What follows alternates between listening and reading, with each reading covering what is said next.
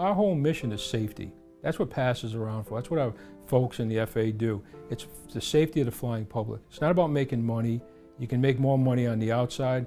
Industries come and industries go. You get the highs and lows. We're here for safety. It's in our name. We're professional, and we do whatever it takes to make sure the flying public gets from point A to point B.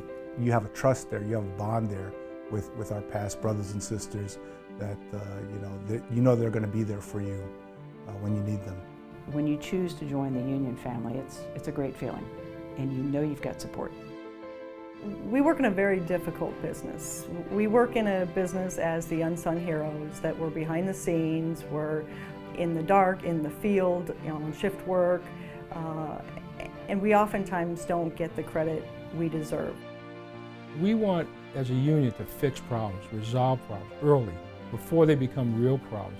And having a union, we have the ability to talk to the folks in the FAA, to managers, to resolve issues at the lowest level. And also we have the ability to go to Congress.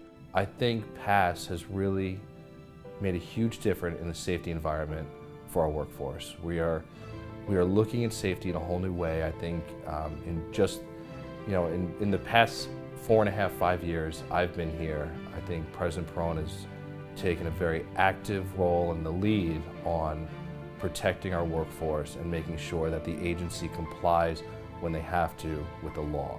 PASS is more than just important. We're necessary.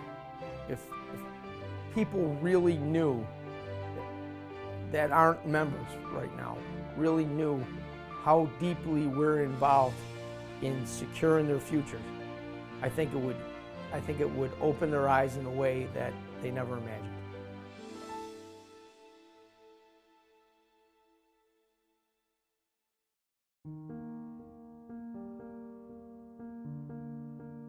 Howard Johansson, he was our founding father. He had gotten to a point where when he worked, the FAA was really in a negative place. 1977, prior to that, was in a real bad place. The technicians were treated as not even second class, third class citizens. They were not thought of as being professional and the level of air traffic controllers were. There was an incident and he was treated differently than the controllers. Smoke was coming through the doors that gave you access to the other side of the hangar.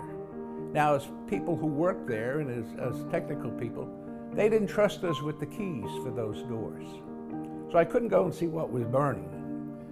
So I grabbed a fire extinguisher, and as I was grabbing that, a controller had just come out to see what the smoke was. Well, I knocked down the door, and when he saw us knocking down the door and there was a fire, he helped me. And we put the fire out. And I went off shift. I come in Monday, and I find that I'm going to get a suspension for destroying government property. The controller, who helped me, got a $500 award for doing the same thing I did. And that was a difference. That was just one of many times that shows the difference on how the controllers were being treated. He had the ability to, under a very, very difficult situation, to say, you know what, I'm tired of this, I'm not going to take it anymore, I'm going to create something, and he was able to create PASS. We got to Chicago in 1977 in February, had a founding convention. We had 50 delegates come from all over the country who also believed in the same thing that I did. We wrote our Constitution, we elected officers, we set our bylaws, and by the end of the week in February, on the 17th, we had a union.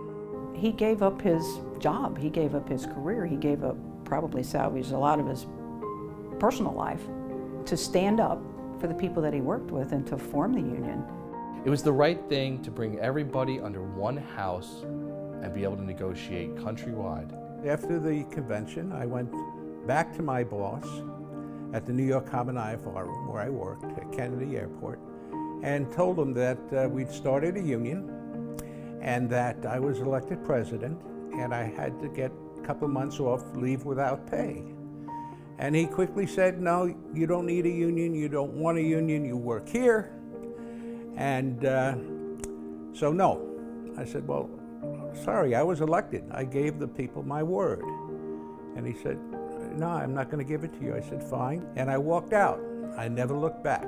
He fought it for years to set up what we have today. I mean, It's incredible that 2 or 3 or 4 people can, you know, one person can matter, and 2 or 3 people collectively together make a big difference.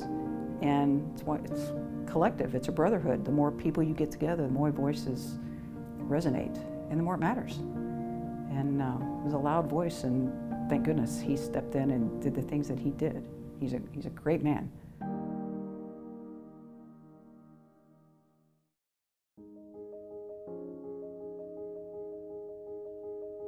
PASS was a little bit nebulous, I would say, back then. We knew it was a union.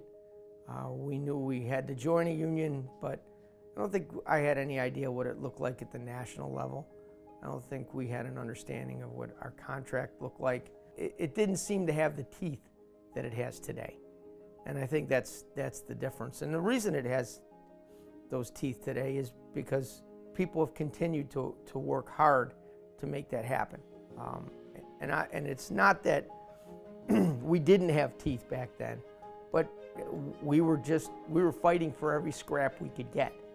And because some of the founders of this union built that foundation for us, we were then able to go forward and make some of the advances and strides that we have in the last 15, 20 years.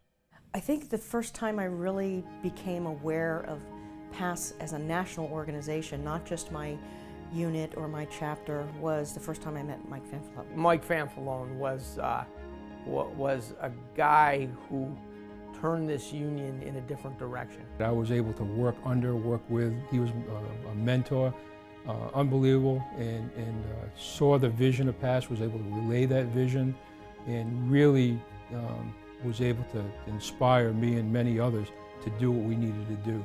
When I first met him was right before he was elected, and it was shortly after that we started the whole Fighting for Jobs, and he brought the union together, and he solidified everybody in this fight to fight back on the privatization. Mike really believed that the members were the driving force behind the union, so he spent a lot of energy getting those folks motivated. He brought in training for them at the chapter level. He was one of the first ones to bring all of the groups together and basically to ask them, where do we need to go? What is it that we need to do to move the organization forward? And he was a passionate leader. He was just, I've never seen anybody with that much energy who could put in that much time, and just day after day, he was always there. We, at that time, needed to have a fresh perspective. And Mike had been around for a long time. He was one of the founders, but he knew where we were and where we were going to need to go, and gave us a union that that today is reflective in some ways of his image. He inspired me.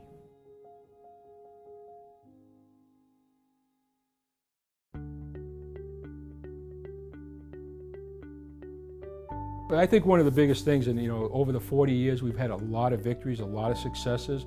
The quality of life has been really tremendous because we've gotten things like AWS, the alternate work schedule, teleworking.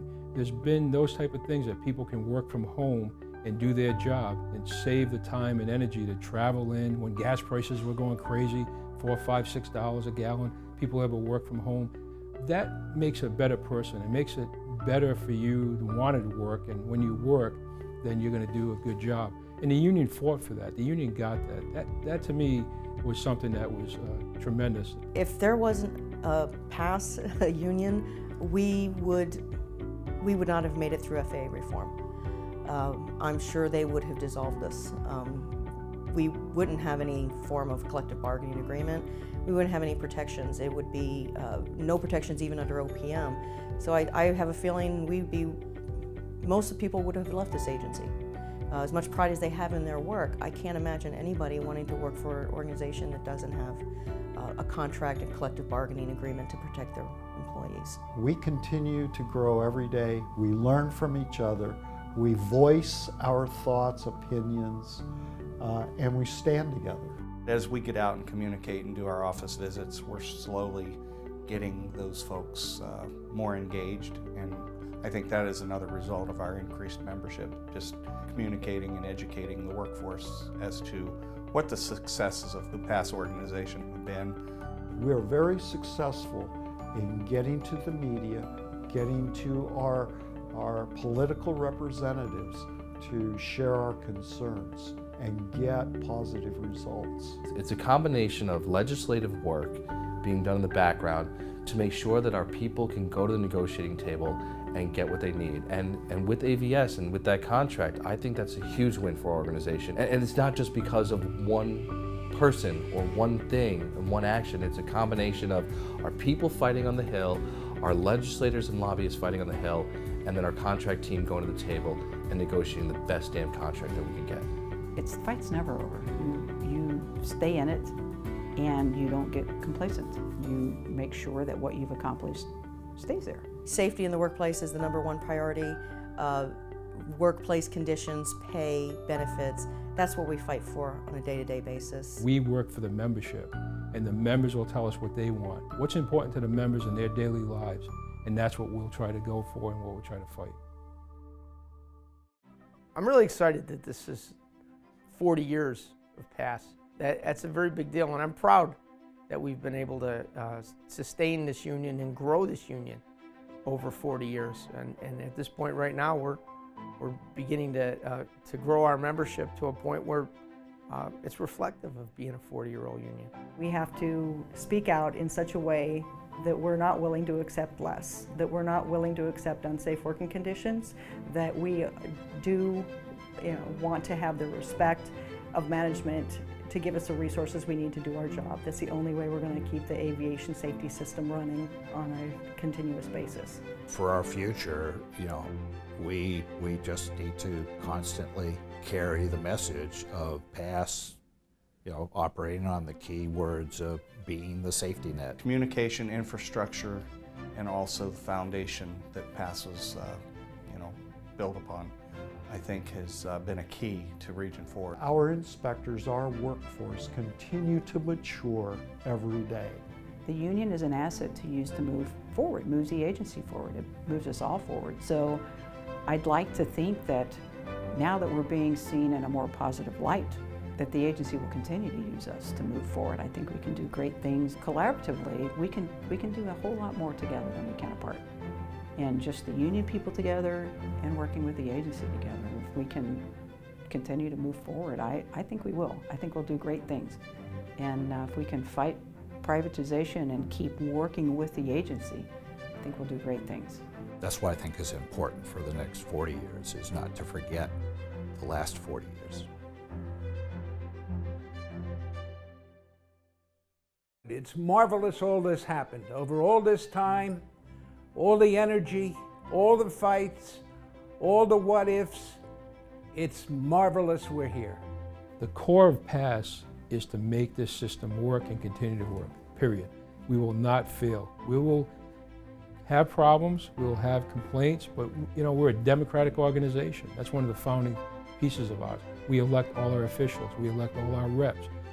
That is going to continue on, and that core of making sure the air traffic control system is safest will not go away. We'll be here. We'll continue to fight when people try to attack us.